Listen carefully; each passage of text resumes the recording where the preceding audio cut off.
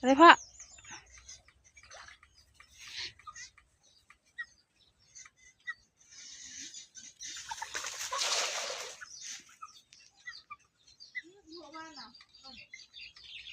มาถึงจะเลยก่อนเลย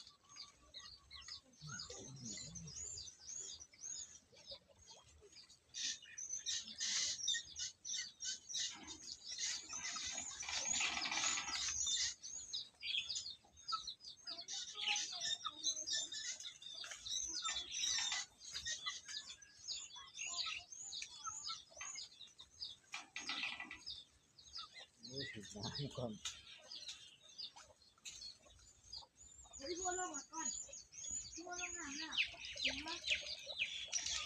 ได้ปะโอ้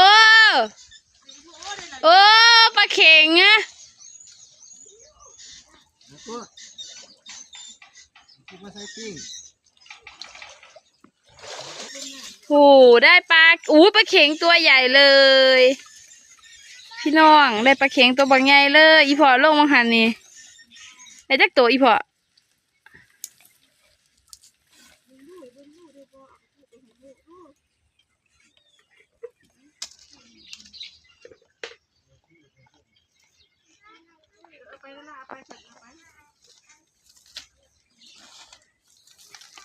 นี่ก็ได้อยู่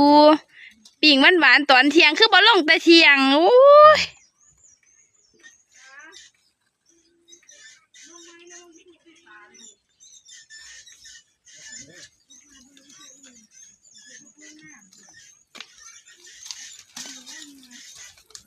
แล้วล่ะ